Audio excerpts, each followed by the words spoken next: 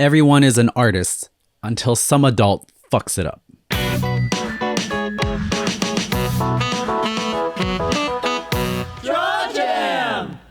I have 3 thoughts, artist thoughts, that I would like to impart to you as we go on into the new year, and to keep these in your head as you go on your creative journey. This is sort of a subtweet in video form responding to some art Twitter drama.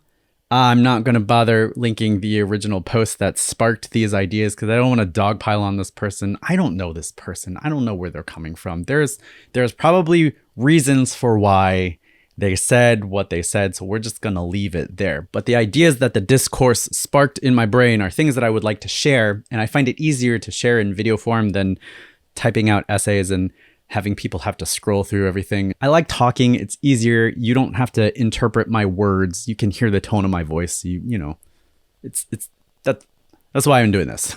Idea number 1. Clients don't care about process. They care about 3-ish things. Is it pretty? Does the thing you did have enough resolution for the end use that they're going to use it for? And 3, did they pay you enough? That's it. They don't give a shit if you use an iPad. They don't give a shit if you use the M1 Mac. They don't give a shit if you have a rig running a 3090, like with a Threadripper and all that. They don't give a shit about all that stuff. You and me, we care about that stuff. We care about all the techniques. We want to learn from each other. We want to see how people are doing things. Your clients, they don't care. So whatever tools you need to use to optimize your process to get the best art in a timely fashion to your client, use that shit. Don't let other people tell you you're doing things wrong. Don't let snooty artists look down upon you and say, oh, you're using an iPad. Well, real artists suffer for their craft. No, fuck that shit.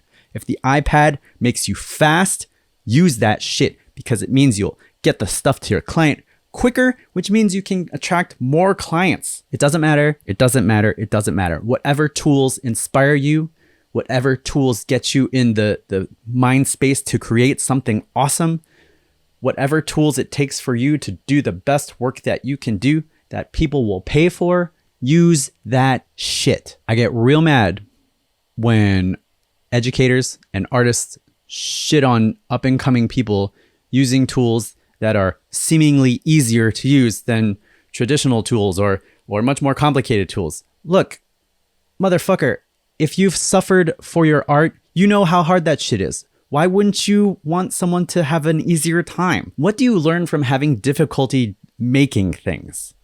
You get pissed off and you might lose a fantastic artist. If you have students using things that make creating easier for them, fucking encourage that. That's awesome. Why would you gatekeep that? Why would you stop that? Why would you not want them to make stuff? I fucking hate that. That pisses me off. All right. So yeah, clients don't care about process. They care about results. And whatever it takes is what you use, aside from stealing other people's stuff. But, use that iPad, use Clip Studio, use reference photos, use all of that shit. You ever use a ruler? Do people give you shit for using a ruler to draw a straight edge? No? Then shut the fuck up. Number 2. You do not have to suffer to create great art. It is true that sometimes great art can arise from hardship and all that kind of stuff. But just because someone doesn't have it as hard as you did does not invalidate what they do. When I was growing up, we didn't have iPads or anything. We just had pen and paper. And, the way I learned how to draw was tracing anime books and getting that muscle memory and stuff. Well, kids these days have all these tutorials and shit, and that's fucking great. That's awesome. They don't have to suffer like I did. They don't have what do they gain by staying up late at night tracing the Robotech art books? That's not a valuable experience. Sure, it helped me, but it's not going to help some young kid who has access to all of this great stuff, all these great tutorials, all these things on YouTube. And their art is no less valid than the stuff I'm making. In fact, there are 12-year-olds who are kicking my ass right now. And that's fucking great. The notion that artists must suffer for their craft is so toxic, and it leads to terrible practices, like unhealthy practices, like late night grind sessions or crunch in the video game industry. And it leads to burnout, and it leads to harmful practices that can permanently injure people so that they can't create ever again. Is that what you want? No, of course not. You want your favorite artist to work until they decide to stop or retire, or, to the very end. You want them to create as much as they can. And the idea that they must suffer in order to create real art is so harmful. It's so toxic. Let's get rid of that shit. Let's get rid of that shit from now until on. And let us not teach it to the up and coming artists, because, they should take care of themselves. They should be better than us. They should be in a better position than we are. They should have healthier practices so that they are not taken advantage of like we were. Like, why would you not want that for everybody? Because when the up and comers are treated well and they do well, they're going to look back and see all the shit that we went through and be like, hey, that was some bullshit. Why don't we help each other? So stop it. You don't have to suffer. And just because you may have suffered, you don't need to push that on other people. That's just fucked up. Don't perpetuate it. Don't perpetuate this stereotype. Stop it. Stop it. Idea number 3, and I probably have mentioned this before, but in my view, everyone is an artist until some adult fucks it up. I have a lot of friends who did art when they were younger and whose parents told them, you're never going to make a living at this shit, so you might as well quit. And they don't do art anymore. I have a friend who used to do screen printing in high school, but because their parents said that there was no way you could make a living at it, he's done. He hasn't screen printed since high school. And that sucks, because we, the art-loving populace, are now -1 awesome screen printer. We could have had amazing posters and amazing screen prints and all this cool shit, and now we're not going to see that. And the world is poorer for it. And as artists, we should strive to not be that adult, to not be that person that inspires someone to quit. We should not be the gatekeepers.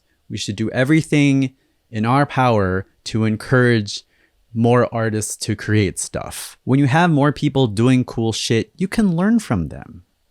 They're going to do stuff that you didn't even think of. They're going to do things that will help you in your process, help you optimize stuff. You can learn from, I'm learning so much shit from the younger generation, looking at things in different ways that I couldn't have even conceived of at their age. We have to encourage this. Otherwise, we're going to get set in our ways and our stuff is going to look like ass and it's going to be bad. So back to the posts that kind of inspired this. I said I wasn't going to mention it again, but I'm going to mention it again.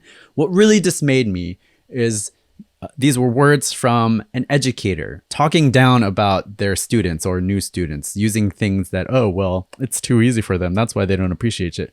No. Okay, so maybe your students aren't producing work that you think is up to snuff. Maybe it's because you are not challenging them, or you are not communicating in a way that inspires them to create awesome shit that you know they are capable of. And maybe these are conversations you have with your friends, but don't put it out in public where your students might actually come across it, and because everyone's social, they're going to find it. And if they see that you're shitting on them to your friends, now you're the adult. Now you're the adult that fucked it up. And that's -1 awesome artist. And we lost them. And they're going to do something else, and it's going to be bullshit for them. And there's always going to be that pang in their heart that, something unfulfilled that they could have been doing. But because they saw their professor, their instructor, saying some shit about the tools that they are using, or that it's too easy for them. Fuck that. Fuck that. We lost them, and it's your fault, and you were that adult. Strive not to be that adult. It's hard because, if you go to conventions and people come up to you and you see stuff that will never get published, or you see that, the work is lacking in one way or another. And, if you don't have thoughtful comments, you can accidentally be the adult that fucks it up for that person. And if you don't take time with your words and don't think about things before you speak, it can be hard too. Like at a convention where there's a lot of noise and stuff, and you're just on the go, and you're thinking about something else, you can accidentally be that adult. But try your best not to be the adult that fucks it up. If you're an artist that's been around for a long time, for sure, there have been adults in your life that have tried to fuck it up for you, whether it's a relative or a potential client or a job you were looking for or another artist that you looked up to or a teacher. Somewhere you have encountered one of those adults. And the only reason that you're still arting is because you were too dense and too stubborn to let that person stand in your way. But not every artist is like that. Some artists, when they're growing up, they need a little bit more of a push. And if they are confronted with a wall, that adult that fucks it up, they're gonna stop. And what a shame it would be. What a painful shame it would be for you to be that adult and for you to be that adult on purpose. That would suck. So if you take anything away from this rambling thing at the end of the year, please keep that in mind. Strive not to be the adult that fucks it up for someone else, for some eager kid looking to do what you are doing. Strive to not be that fucking adult, because that sucks. All right. I hope you all create some awesome stuff in the new year. If you manage to create anything in 2020, I applaud you from every part of my being. It's been a shit year for so many fucking reasons. And if you made a thing during this year, I applaud you. Hell, if you made a thing any year, I applaud you. That's awesome. So I hope the new year looks better for you. I hope you get to create more awesome stuff in the new year. And, if you don't, that's cool too. Some people need to take a break. Sometimes you need to take a break to recharge. It's been a shit 2020. 2021 is looking to start off rocky too. So who knows, But take care of yourself, take care of each other, and I'll see you in the new year.